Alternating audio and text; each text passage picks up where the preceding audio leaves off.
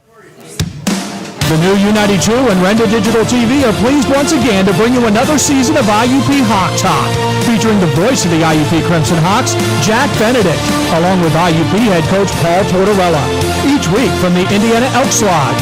This week's edition of Hawk Talk is brought to you by the Walker Motor Company and the Meredith Inn, and by the Indiana Elks Lodge 931. Now let's go live to the Indiana Elks Lodge, post 931.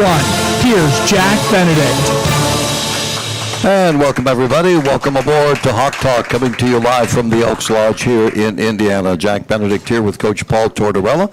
And for the next hour, we're going to talk IUP football as we get ready for another game this week, coming off another tough loss last Saturday. Good to have you along here today.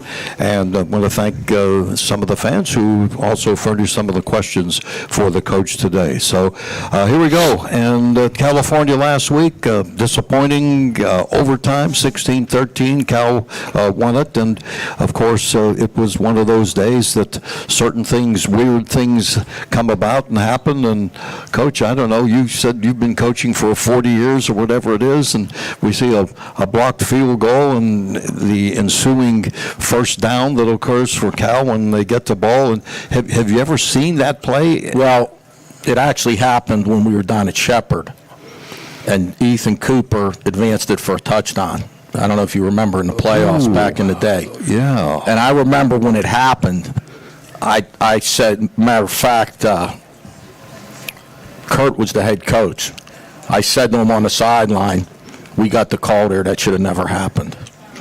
So now, as it turns out, it happens Saturday, and really, at the end of the day, after speaking with some Division I officials and showing them the video, they said, no way that should have happened. They said when it's that close, you don't penalize the team that blocked the kick. They said the way they rule on it is it's got to go behind, not the neutral zone, behind the offensive line. So if the ball would have flipped up in the air and went behind the offensive lineman and they reached back or somebody to hold or picked it up and ran for a first down, it's fair game. Because the problem you have is as soon as that happened, the first thing I said to myself, get away from it. Because if that ball is on our side of the line of scrimmage and one of our guys touches it and they recover it, it's an automatic first down. Even if they don't get to it's a fumble. So they don't even, like if unfortunately it was 4th and 2 here. 4th and 1 or whatever it was, 1.5. But if it's 4th and 10 and that happens and one of our guys touches it 2 yards beyond the line of scrimmage and doesn't hold on to it and they fall on it, it's an automatic first down. It's considered a fumble. So what we tell our players, when we block a field goal and it goes on their side of the line of scrimmage, scoop and score and recover it on their side, meaning behind the offensive line. And when it clears the offensive lineman, not the line of scrimmage, because we're not out there with rulers and can see where the line. I don't even know how they can explain. There's nobody on the play. How they can explain that the ball was on their side of the line of scrimmage. There's nobody. Watch the side judge and the line judge.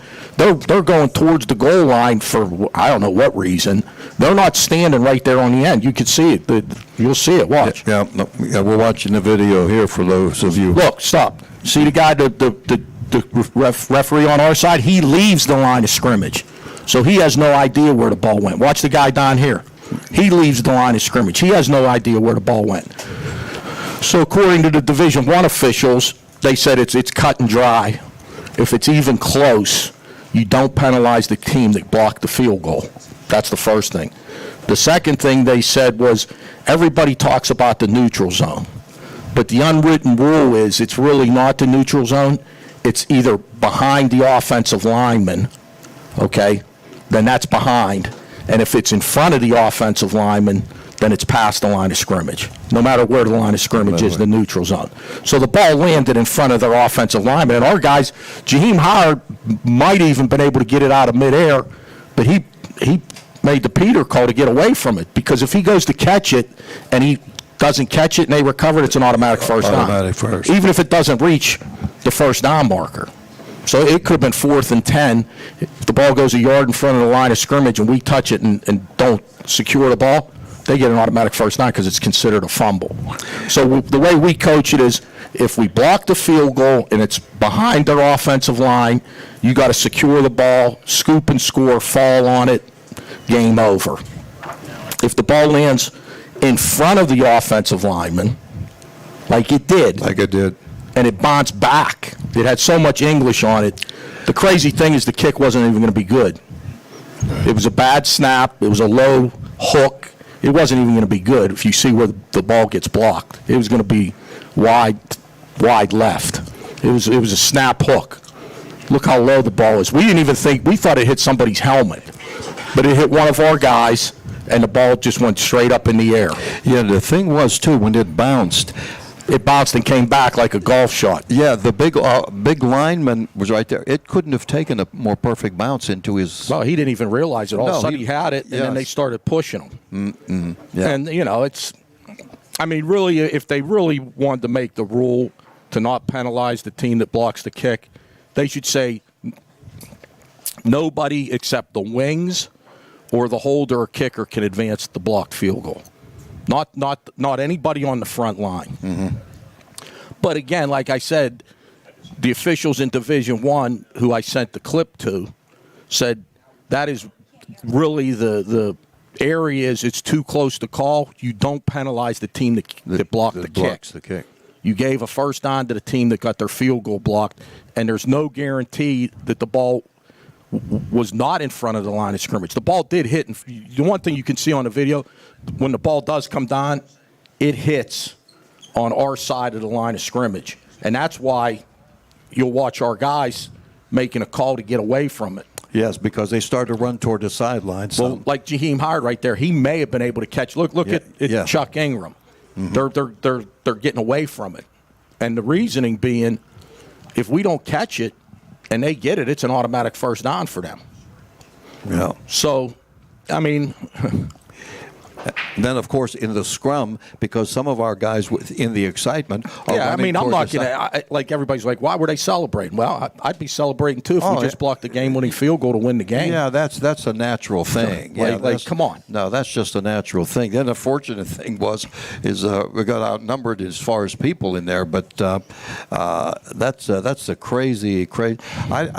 I don't know. I think I do remember the Shepard thing because we scored a touchdown. Yeah, Coop getting the touchdown. And I told Kurt, I said that we got one there. There's no way that should have happened. You know, I went back in and I was just writing some stuff down. It says Section 3 scrimmage kicks behind the neutral zone. See, they mentioned neutral zone. Yeah. It says a scrimmage kick that fails to cross the neutral zone continues in play. All players may catch or recover the ball behind the neutral zone and advance it. Well, like the official that I spoke to that's seen it, he said, where on this video can you tell without a doubt that this ball is on the offensive side of the neutral zone? He said, there's no, you can't tell. So don't penalize the team that blocked the field goal. No, they're the ones that made the play. So, it just... So what at the time, what was the explanation they give you? You don't really even want to hear it because he had no idea, the referee. He was in shock. And he said that the ball, he thinks, because there's no video, there's no instant replay. So he said he thinks the ball was caught by the lineman on the offensive side of the neutral zone. And if you look at it, you can't tell. I know the ball hit on our side because that's why our guys got away from it. Mm-hmm. But, our guys don't think it's going to be like a golf shot that hits and goes back because that's maybe what it did. So, at the end of the day, it's a shame for the kids. Like I said to the players after the game in the locker room, I was hurting for them because they were hurting. To go 96 yards, stop them on the 2-yard line, and then go 96 yards to take the lead, and then force them to kick a field goal to tie the game and block the field goal and not win the game. That's not right. Mm. Yeah. Now, if the ball goes behind their lineman and the holder picks it up and runs for a first down, yeah, that would be on us on defense. We know the rule. We know, we coach it. If you block the kick and it's on their side behind the offensive line, scoop and score, fall on it. If it's on our side of the line, get away from it. It's like a Peter call, like a bad punt. So our kids did exactly what they were coached to do. First of all, they blocked the field goal. That's the first thing they did. And the series before, we stopped them on the 2-yard line on 4th and 1. And our last series on offense, we went 96 yards in 23 plays and used 11 minutes of the clock. That was an amazing drive. At the end of the day, I was very proud of the team. Hurt for them. It's a bad deal. Even though, and all of this, as hard as you guys played, you had a touchdown called back, penalty. That can happen. The field goal. It's amazing how many calls late in the games we get against us. We play a whole game and don't get called for holding once. And then all of a sudden, with a minute or 2.5 minutes to go, we run the ball in for a touchdown and we get called for holding. Same thing happened at Edinburgh when we were trying to run the clock out. We got called for holding on a play that gained 8 yards. It would have been 2nd and 2. But it's not called the whole game. Like, I'm into, if you're not calling it the whole game, whether it's good or bad for us, don't call in the last 2 minutes of the game. Like, you don't call unless it's blatant. Yeah. And actually, the series that carried over into the fourth quarter where we got shifted and they were down on our 12-yard line, when they were going the other way near the end of the third quarter, they ran the same exact play. Their guy did exactly what our guy did, and we got called for holding almost in the exact same area of the field, and their guy didn't. Same play, the left tackle, outside, everything was same. It was almost on the exact same yard line on the field. Incredible. So, I mean, I just don't like losing 2 games in a row on official calls. Okay? No, when a guy gains 8.5 yards, that's not a first down at Edinburgh. Okay? Exactly. The last time I looked, you have to gain 10 yards to make a first down. All right? They gained 8.5, and the game should have been over. This week, we block a field goal, and the ball, there's nothing definite about them saying the ball was on their side of the neutral zone. And the game's over. The game's over. We won. That was it there. Yeah. So, and believe me, this isn't about me. My daughter told me, you've coached in over 400 games. She was figuring it out. And I said, yeah, that's why these last 2 games that we lost, I feel bad for the players and our staff. Me personally, I've been in this a long time. These guys only get one shot at it. Our seniors. Especially the seniors. I mean. Yeah. But it's one of our players said it best. Life's not fair. And he's just a young guy, but he knows already. Yeah, boy, that's for sure. Well, listen, we're going to be back, and we're going to talk more about somewhat on this game. Tough loss for the guys.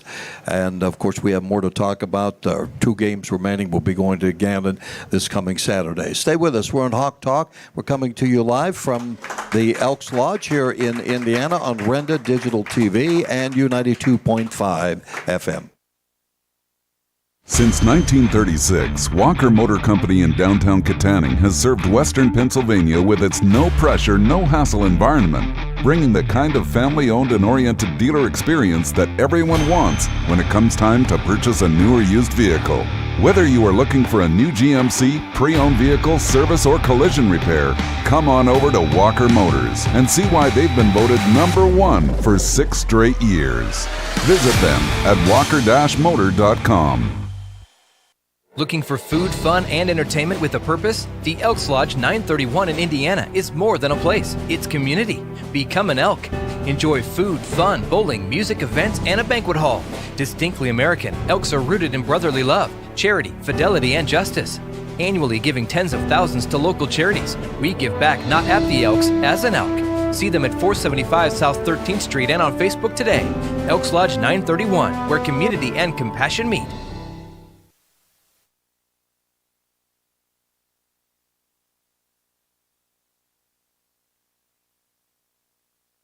Everybody, we're Hawk Talk. We're here at the Indiana Elks Lodge, located on South 13th Street. Jack Benedict, Coach Paul Tortorella, as we talk Hawk Talk right up until the 7 o'clock hour.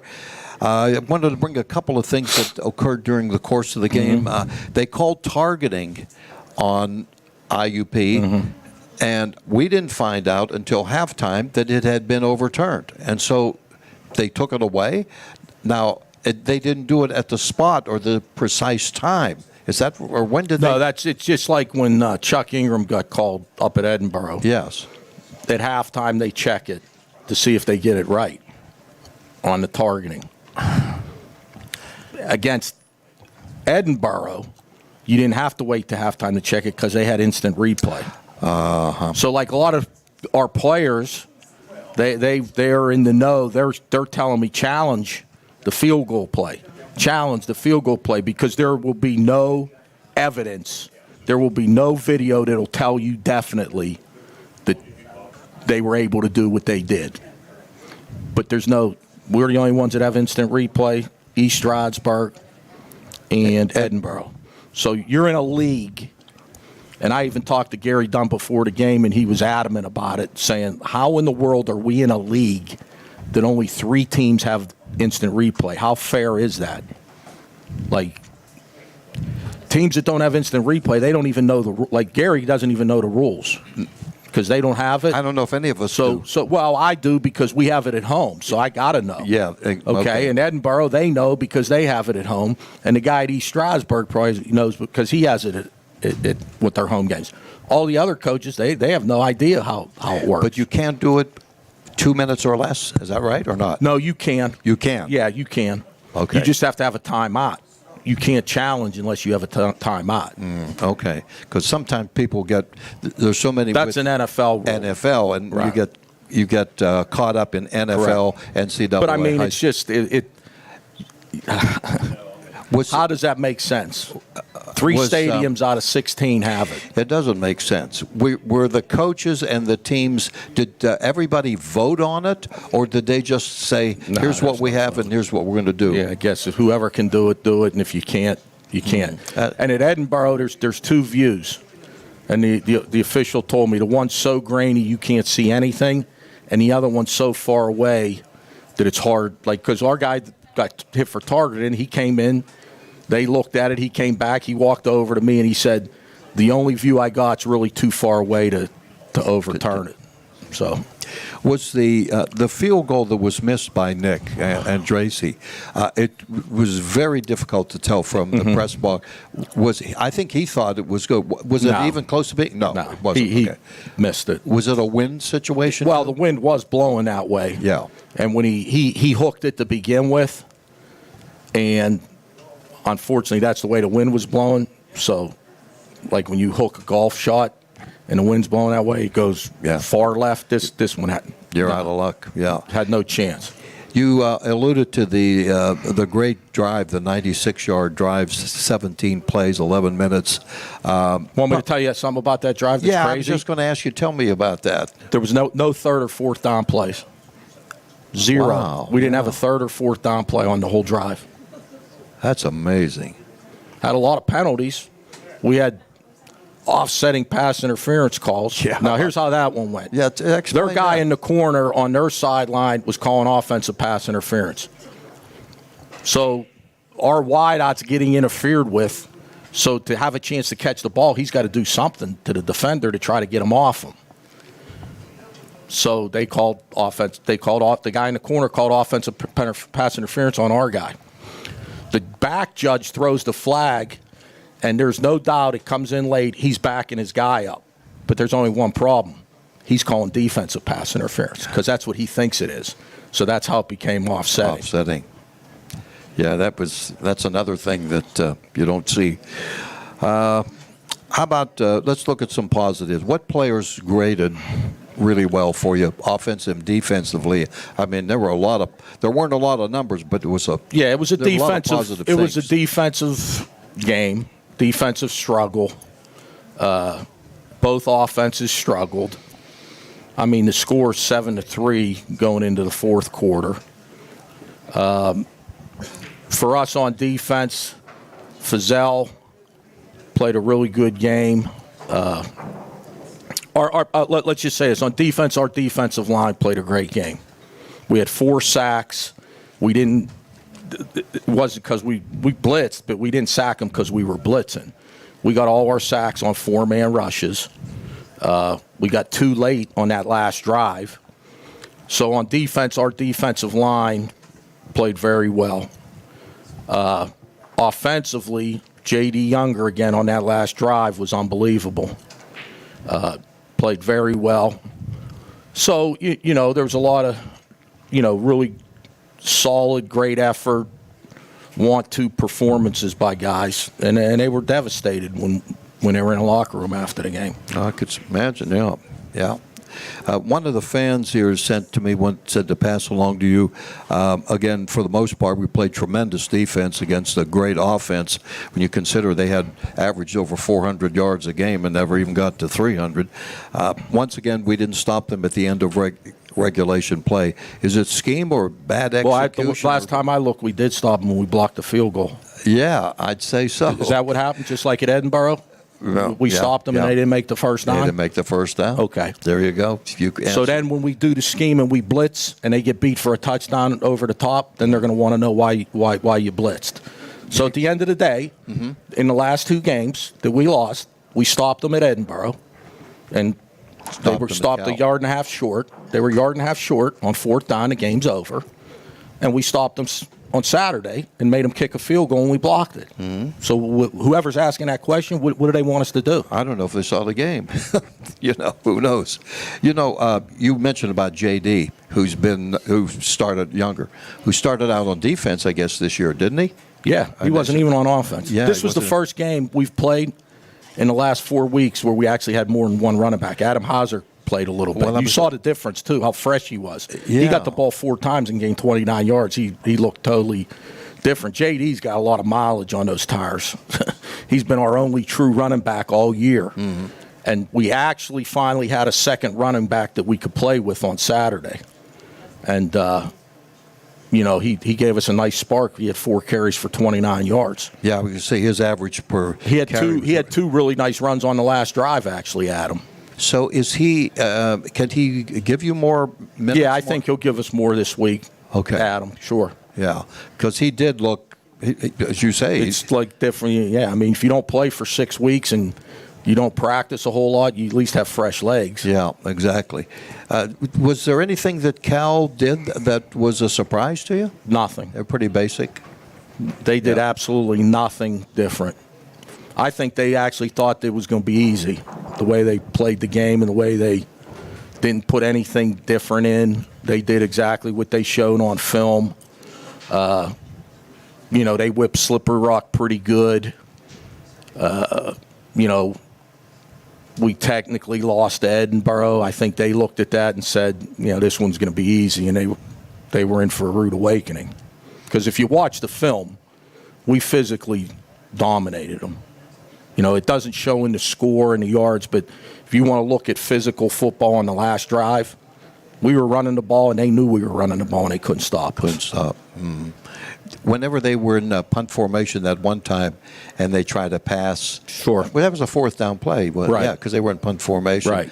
Was that any sort of, you blocked? Well, they haven't shown that, but we stopped it.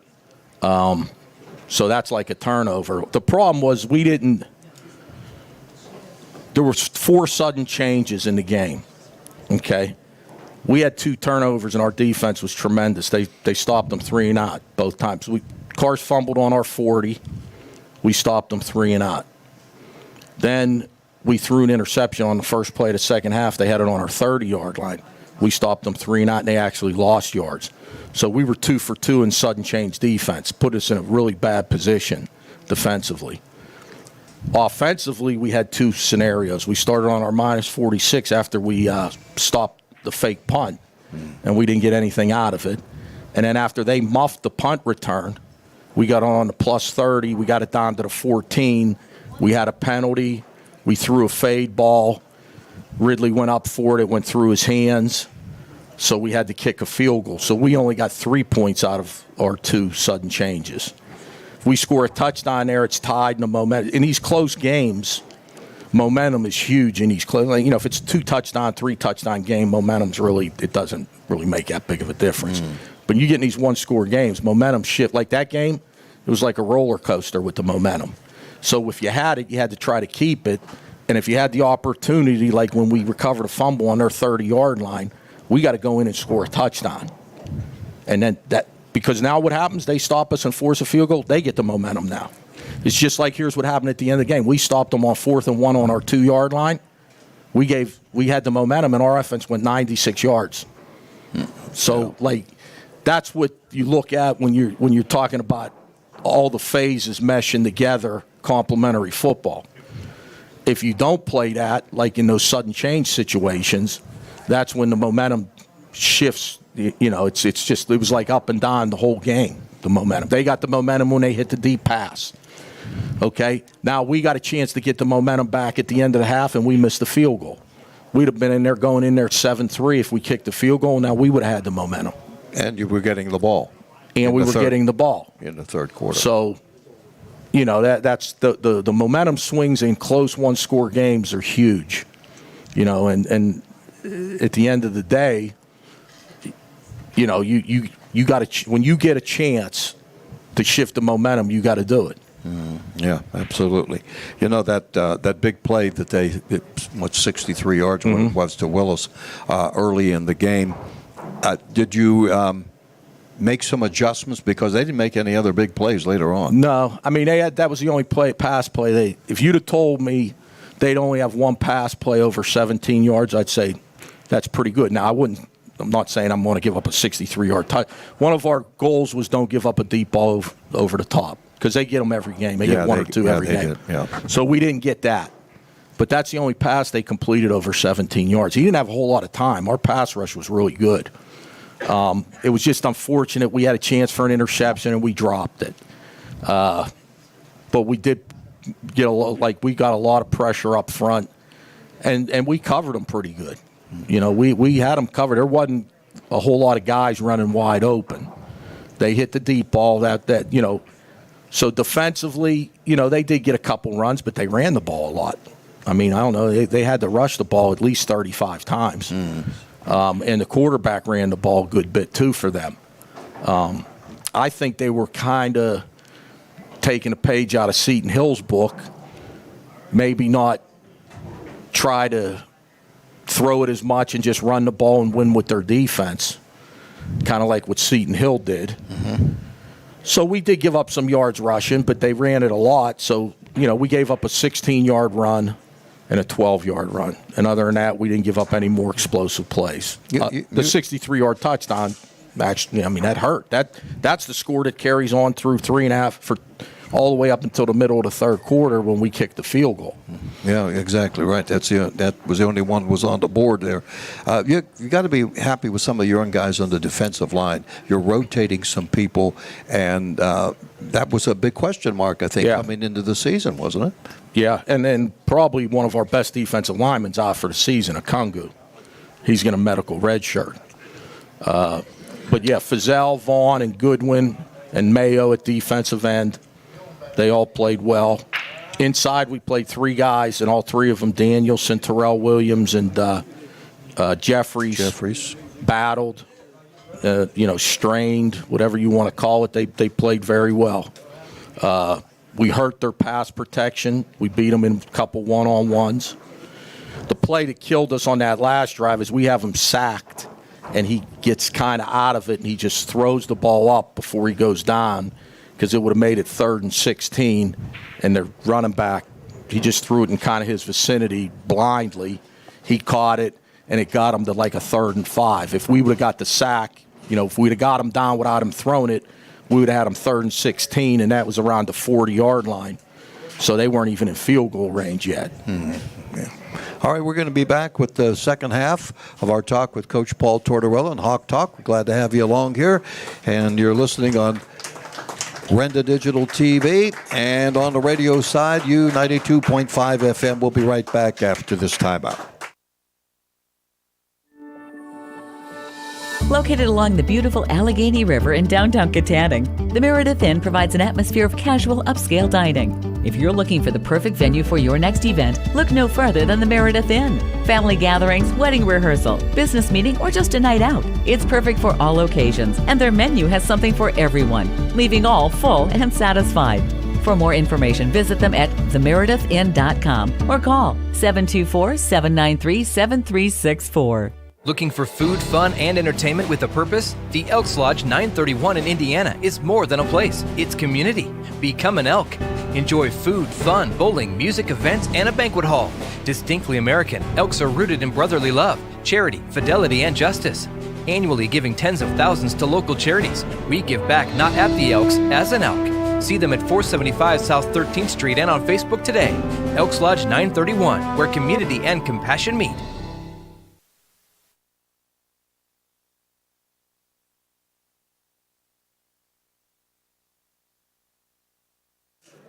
We're back with you, second half of our coverage of Hawk Talk here from the Indiana Elks Lodge on South 13th Street in Indiana. Good to have you along, Jack Benedict with Coach Paul Tortorella. Next up, 2 games remaining in the regular season. It'll be Gannon. We'll talk about them in just a few moments. That is a noon kickoff, by the way, in Erie. I can't believe that the weather looks like it's going to be decent for Erie in November. Yeah. Wow. Let me bring this up. It might be a stretch, but hey, it's playoff situation. And if you get the 2 wins that you hope to get, Gannon, and then Shippensburg's going to be your opponent instead of Kutztown in the last.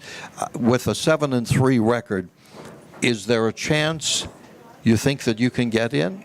Nah. No? I mean, crazier things have happened. But there's a lot of teams with only 1 loss out there. You know, Ashland, the team we beat, is probably going to win their conference, so they'll probably get earned access. I saw they won again last week. They've won 6 in a row now. Yeah, I think it was a 9-7 game or something, wasn't it? Yep. Yeah. So they're 6-2. They've won 6 in a row. They'll get earned access, and then there's just a ton of 1-loss, no-loss teams. So, just unfortunately, we've lost 3 tough games. I mean, that's the way it is. That's the bottom line. Well, you're looking at 8 points, right? Yeah. In the 3 games. Right. Yeah. You know, over the years, once in a while, I've seen where maybe a surprise team at 7-3 gets in, but of course, that doesn't happen very often at all. The criteria, whenever they look at playoff, does it include strength of schedule and point differential too? Not so much point differential. The strength of schedule is pretty big, okay? And obviously, how many losses you have. That's first. Right. Then it's strength of schedule. And, well, let me go back. It's head-to-head if you're like going against other, say 2 teams have 1 loss, the first thing they look at is head-to-head if they played each other, who won. That's the first thing they look at. And then the next thing would be strength of schedule. So that's kind of how it's been, even when it was just 4 teams that got in. Yeah. How about, getting ready? How difficult is it? You haven't been in this situation that often where you've got to bounce back from games like this that have just been weird happenings. You lose by a couple of points or whatever. You have a veteran team ready for the next game. Does it take a while during the course of the practice week? Yeah, I mean, it does a little bit, but if your culture's strong, guys understand it's always the next game. We're a little spoiled here, with playoffs. And obviously, last year we didn't get in and didn't have a great year. So sometimes, these kids were around in 22 when we were this time 2 years ago. We were 5th in the country going to Gannon, and we were undefeated. And a lot of these kids were on that 22 team. A lot of them. A ton of them played on that, started on that 22 team. Couple offensive linemen, Fazell, Frazier, Bruce, Howard. I mean, I could go on and on. They started on that 22 team. So exactly 2 years ago, we were going to Gannon, undefeated and ranked 5th in the country. So, you know, they understand that that's not the case now, but, you know, they have some pride and they want to finish strong. But at the end of the day, it's about the next game, because what's happened up to this point won't mean anything on Saturday, good or bad. So that's what you got to, you know, that's what the kids kind of got to keep their eyes on. And it's not easy when you lose. Losing's one thing, but the way we've lost the last couple games it causes a lot of adversity. You know, it's almost, in a weird way, you almost wish like we got beat by 3 touchdowns, to be honest with you. I know where you're coming from. Yeah. But when you lose close games, you had to play pretty good. You don't lose a close game against a good team if you don't play pretty good. So, you know, like I told the kids after the game, hold your heads high. We got the wrong bounce. You know, the ball bounces 1 foot one way or 1 foot the other way off the block kick. We win the game. The game's over. Same thing at Edinburgh. If the officials get it right, the game's over. We win. But at the end of the day, that is what it is. And again, though, even though they were tough losses, they're over. It's over. So you got to get ready to go play the next game. Yeah, move on. Yeah. I'm going to follow up to what you had mentioned about the standard. And one of the fans that sent a thing said, obviously the standard is to win the West and make the NCAA playoffs. Last 2 years coming up a little bit short. What changes do you feel need to be made? Well, I think, you know, there's a lot of different things that go into when you lose really tough. Like if we were getting beat badly, you know, in the last 2 years, we got whipped 2 years ago at Slippery Rock. That's the only game in the last 2 years that we really didn't have a chance to win. So it's not like you got to tear it all down and start over. There's some tweaks that we got to look at and some things we got to do and some minor changes. But you don't want to overreact either. You know, and you know, we're doing a lot of really good things too. You know, again, we had Slippery Rock, a one-loss team on the ropes, lost at the very end. Cal, one-loss team. When we block the field goal, technically the game's over and we win. So, like, you can't, like, if we were losing by 3 touchdowns, then I'd be really I'm more disappointed than discouraged. I'm disappointed in how we're losing. But if we're getting beat by 3 touchdowns, he says, yeah, it's a little better. You sleep a little better, but really means you're not very good. And you better make massive wholesale changes. I don't think it's that at all. Yeah. There's another question, too. Over the years, they said IUP has had proficient offensive attacks. The offense seems to be inconsistent. Right. Is that a product of scheme or execution? Or I think it's a little bit of everything. I think the one thing that's caught up with us is all the injuries offensively. You know, we had a lot of injuries, but we really didn't have many on defense. Most of the injuries have been on offense. You know, we've been playing with one running back. Probably in 8 games, 5 of the 8 games, we technically really have only had one running back to play in the game. I mean, you know that. You're at practice. Yeah. And, you know, Ridley's been hurt on offense. He's not having the kind of year we expect, and I think a lot of it is through injury.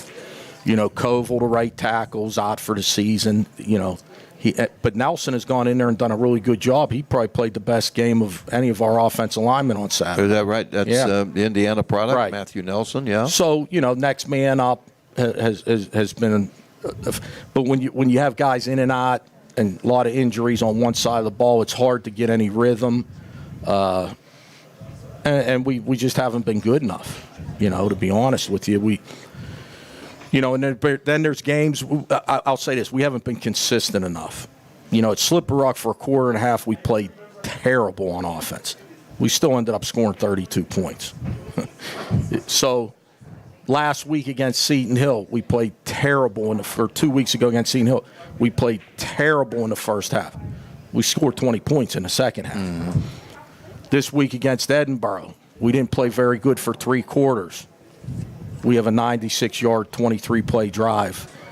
And the problem is it takes up the whole quarter. You're not going to get the ball back on offense unless it's overtime. Mm-hmm. You know, what is a shame is a fellow like Monaco comes in here who missed, I think, 1 game in 3 years at Bloomsburg. He was their leading rusher for 3 years.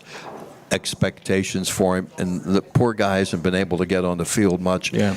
And again, there's another. Now, this is not a woe is me type thing. These are facts. I mean, there's another offensive player, and so your running back situation was really depleted. Well, our number one back that's really, right now, we talked about it today, if we had an offensive MVP right now, it would be J.D. Younger. J.D. Younger started preseason camp as a number 2 second-team defensive back. He wasn't even on offense. And right now, at this point, if we had to name an offensive MVP, it would probably be him. He got player of the game on offense this week because people don't see what he does in pass protection. I mean, he had about 3 blocks on blitzing linebackers that he just stoned the guy. I mean, just stopped him right in his tracks. And that guy's coming on a 4 or 5 yard launch. Mm-hmm. And he sits there and he just, I mean, and he's playing every play. Now, luckily, Hauser played, I think, 8 plays and ran the ball 4 times. So J.D. only had to play only 48 plays last week. Now, hopefully this week we can play Hauser even a little more and J.D. won't have to play as much. But when you're the only running back on a team that does run the ball, it's not an easy thing. You get beat up. And he's involved in protection. He had 2 big catches Saturday for like 26 yards on a swing route and on a check down. So he's catching the ball out of the backfield. He's running the ball, and he's heavily involved in the protection. So every play, he's involved. Would you like to stay in the I formation a little more or not? Well, we went to it because, number one, the problems with Keenan Brown, 4th day of camp, he gets lost for the season. We're looking at him as a starting wide receiver. Ridley gets hurt in the second game, and, he's been injured pretty much all season. He's played some. He hasn't played. He didn't play. I don't think he played on the last drive because he had turned his ankle. Mm-hmm. So with those problems at wideout, we went more to, instead of 2 or 3 tight ends, we went more with Parker Gregg in there and got in the I formation. And, it's part of what we do, especially if you have the problems at wide receiver. I mean, whether you're in the I formation or in one back, you're really only playing with one running back. Well, the problem is, that's the only running back we have right now. The other guy that you thought, I think, that you could help out on the wide was Tamade Penn. Yeah. And, he came in when Massey came in. Yep. So he wasn't available injury situation. I forgot about him. And, it really started in the spring when we lost. Zach Boyd was going to start as a redshirt freshman at wideout, and he tore his knee up in spring ball. And then Omar Stewart, who was definitely in the mix at wideout, broke his leg. So at the end of the day, if you count Keenan Brown, Tamade Penn, those 2 guys, and Ridley with all his injuries, that's 5 wide receivers that have been it's a lot of players. Hurt or out for the season. All right, coming up, Gannon is next, and we will talk about Gannon in just a few moments. We continue with Hawk Talk with the coach. Stay with us. We're coming to you live from the Indiana Elks on South 13th Street. It's Hawk Talk on Renda Digital TV and U92.5 FM. We'll be right back. Located along the beautiful Allegheny River in downtown Katanning, the Meredith Inn provides an atmosphere of casual upscale dining. If you're looking for the perfect venue for your next event, look no further than the Meredith Inn. Family gatherings, wedding rehearsal, business meeting, or just a night out. It's perfect for all occasions, and their menu has something for everyone, leaving all full and satisfied. For more information, visit them at themeredithinn.com or call 724-793-7364. Since 1936, Walker Motor Company in downtown Katanning has served Western Pennsylvania with its no-pressure, no-hassle environment, bringing the kind of family-owned and oriented dealer experience that everyone wants when it comes time to purchase a new or used vehicle. Whether you are looking for a new GMC, pre-owned vehicle, service, or collision repair, come on over to Walker Motors and see why they've been voted #1 for 6 straight years. Visit them at walker-motor.com.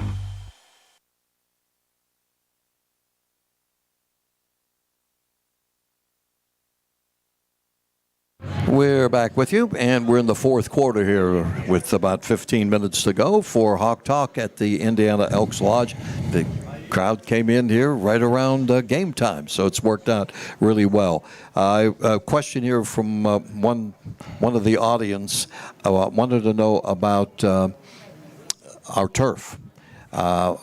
When next does it get replaced? Because it's a 9 or 10 year deal normally with field turf or whatever. Because I know the couple of guys, I think about Kellen Brown and the way that Watson went down for the Browns with the Achilles and no contact. Yeah. Well, it seems like anymore there's a lot of no contact injuries. Not only with us, with Overall. I know they had an issue with it at Edinburgh because when we went to play up there a couple weeks ago, they had new turf, and I said, "What was the deal, Jake?" He said, "We had so many injuries that it was a no-brainer. We had to get and that's new turf." brand new. Well, no, turf. they had, it's brand new now. They had old turf 2 years ago when we played them up there. The turf was terrible, Okay. and so when I walked out in the field, I said, "Oh, they got brand new turf here." And I said, "Jake, what was the deal?" And he said, "Last year we had so many knee injuries that we had to get new turf. I mean, it was causing some injuries." Mm-hmm. So I mean, that's above my pay grade. I try to coach football, but it's a concern. Yeah. I mean, we've had 2 or 3 injuries in preseason camp where they were totally non-contact. Yeah. All right, Gannon's coming up next. They're 2-5. And you look at their numbers, they only average 15 points a game. They give up 400 yards a game. But they're coming off a win. They beat Edinburgh. And when you look at the all-time series, the last 2 years, Gannon's come up with a win. Yep. Well, they've won 2 of their last 3. They've played a lot of the better teams in the PSAC. They've played Slippery Rock. They've played Cal. They've played East Stroudsburg. They've played Kutztown. So 4 of their 5 losses are against those kind of teams. And they're 2-1 in the last 3, and the loss was against Slippery Rock. So, and in their opener, their opening game was against Northwood that's really good this year too, their non-conference game. So I would be willing to say at this point, they've probably played a tougher schedule than anybody in the PSAC because they're playing the first and second place. They've already played the first and second place team from the West, and they played the first and second place team from the East. So there's their 4 of their 5 losses, and their 5th loss is against a Northwood team that's having a really good season too. So, when you play a tough schedule, they've beaten Seton Hill, they've beaten Edinburgh. They've had some injuries, especially early in the year. They had a bunch of injuries. They've had some turnover with their coaching staff going into the year. I think they lost their offensive coordinator over the summer, and they lost their defensive coordinator in the spring. So I know that can be troubling, and it's hard to. It takes some time when you have that kind of turnover when the offensive coordinator, defensive coordinator, you're not expecting them to leave because usually that happens in the winter. Well, they lost, like I said, the D coordinator left in the spring. They may have been in the middle of spring practice, and then their offensive coordinator left in the summer. Like it was July when he left. So that's an issue. I'm sure that's caused them some problems. Yeah. They got a young quarterback who's going to be really good. He played last year as a freshman against us. So, I mean, they're always hard to play up there. They play really good at home. Their scheme on defense is a little different. Offensively, they do some things differently. This is probably the first time in 7 weeks we're going to play an offense that does some different things that we haven't really seen, to be honest with you. So that's where it's at with them. Yeah. So obviously 2-5 is deceiving. I looked down their roster. They're fully funded, right? Yeah. Yeah. Okay. 37 transfers from all over the place, 18 states, one from South Africa, one from British Columbia. So there you go. So you're here again. They got an indoor facility too. They got a practice facility indoor. You need it up there. Absolutely. But it's nicer than their stadium. I mean, if you gave me a choice, I'd practice in their indoor every time instead of practicing in their stadium. But they do have a legitimate indoor facility that's pretty nice. Well, I was going to bring it up. You mentioned about their stadium. Is it difficult? Because the fans are right on you guys. It's different. How difficult is that for the players, your players, any opposing players, and the coaches when these people are breathing down your neck? Yeah, it's a little bit different, but you can't let it, factor into what you're trying to get done. Sometimes when you're going over, like when I was defensive coordinator and I'd be going over things on the bench in between series, you're trying to talk and there's people talking like 6 feet away from you in the stands, and they're talking so loud your guys can't even hear you. So our coordinator's got to deal with that in between series. But it's all right there, the locker room. I mean, you were a lot that year we played the 7-hour game up there. Well, I was going to bring that up. Thank goodness the locker room was closer. We'd have had a lot of mileage going back in and out on those thunder delays and whatever else there was. For you people that don't remember, or maybe you were there several years ago, one of the hurricanes had gone through, and there was a lightning storm before the game and 3 stoppages during the course of the game. I know we went on the air at 11:30. We got off the air, I think, at 6:30. And then the concession stand people, you guys didn't even have any food. Yeah, we had to send people down to the Walmart during one of the stoppages to get some food for the kids. Because, we were in there 4 different times. Thank goodness they had lights, or we wouldn't have been able to finish the game like Mercyhurst and Cal. They had to come back and play the next day. So, yeah, we've had some interesting things happen up there, to say the least. Well, it's the next game up, right? Sure. Yeah, I mean, it's what it is. Yeah, you've got this one, you've got another one afterwards, and as far as injury situation going into this game, of course, you're going to have a break in between the off week. Anybody that got hurt in the last game that might be out? I can't recall anybody severe. Ridley had the ankle. He may be questionable. He didn't play in the fourth quarter Saturday. So he wasn't in there on that long driver in overtime. Goodwin got dinged up a little bit, but he's fine. He was out there in walkthrough today, so we're okay. We really are. Your young guys, like Goodwin and some of these people that you've had to, normally you don't really play true freshmen, right, and it's only like a handful. How have they performed on you look on the entire year? How they performed? Goodwin's done a good job. I mean, he's a true freshman playing D-end. He obviously's got the body frame and body type to get a lot bigger and stronger, and when he does, he's going to be really something. Because right now he's 6'5", 245 pounds, all arms and legs and feet and hands. Like everything about him's big and long. If he gains 25 pounds and gets to about 270 and gets a lot stronger, because he's very athletic, he just needs to get stronger. I mean, he's a kid that was in high school last year at this time. Yeah. When that happens, he's a lot like the Mike Marshall mold from back in the day. Yeah. Do you, at this point of the season, as we're in the home stretch, look to high school players that are out there on the lookout, transfers, that Sure. sort of thing. You're always on the lookout for whom. Yeah, I mean, you're obviously looking at the senior years of the high school kids, especially in the state of Pennsylvania. You know, it's kind of early for the portal, but you know that'll start up here in December 1st. You'll see all these guys going in the portal. How long does that run now?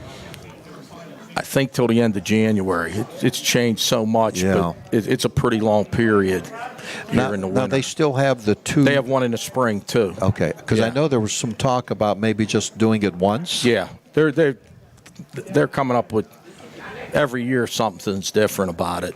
So we just worry about when the period is, and whenever it is, we do what we have to do. But like there's no sure things. You know, you might see a guy and you think, wow, this guy. Well, there's a reason he isn't playing where he's at. It's not that they just don't like him. I mean, maybe he's not good enough to play there, but maybe he is good enough to play for us. You know, with the rule in the transfer portal now, you're wasting your time dealing with Division I guys, because if they're any good and they're not a problem, they're going to just go to another Division I school and they don't have to sit a year. Yeah. So we're looking for Division II guys that want to leave. You know, and that's basically, that narrows the pool. It's still a big pool, but it narrows it down that, you know, you're wasting your time looking at Division I transfers. Yeah. Well, it's an unusual year for you because there's an opening. There's a bye week. Yep. Are you always on the lookout? You'd like to get an extra game for next year? Yeah, like we've got to find it. The problem is there's a problem in regards to it when it is during the season. If it was early in the year, you could probably find a game. There aren't a lot of teams that have open dates on week 9 and 10. Right. You know, so like you got to be lucky enough to find somebody that has an open date on week 9, and they got to be willing to want to play you. Now, next year we got a bunch of home games, so we probably would go on the road if we can find somebody. First 3 are at home, right? Yeah. You know, so it would take the place of Mercyhurst on the road for next year. See, we lost a home game with Mercyhurst this year. Yeah. So, yeah, we would definitely look to fill that date. The problem is everybody says, well, play on week 0. Play that last week in August. Well, that's all well and good, but you got to come to camp a week early, and it costs about $12,000 to bring the players in and feed them and do whatever you got to do with them. Yeah. So if somebody wants to write a check for $12,000, we'll play in week 0. Okay, all right. Sounds good.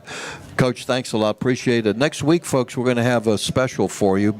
We'll talk about the Gannon game with Coach for the first half hour, and then we're going to bring the basketball guys in. Coach Lombardi, Coach Carey, with the basketball season starting the weekend that you're off. And, you know, no rest for the wicked. We'll just go from one season to another. Coach, thanks a lot. Appreciate it. Have a good week of practice, and we'll get ready for Gannon. Thanks. Okay. Coach Paul Tortorella. Thank you, folks. One and all. Appreciate it. Hawk Talk will come to you next week from the Elks Lodge on Renda Digital TV and U92.5 FM. Jack Benedict here. Have a Major League night.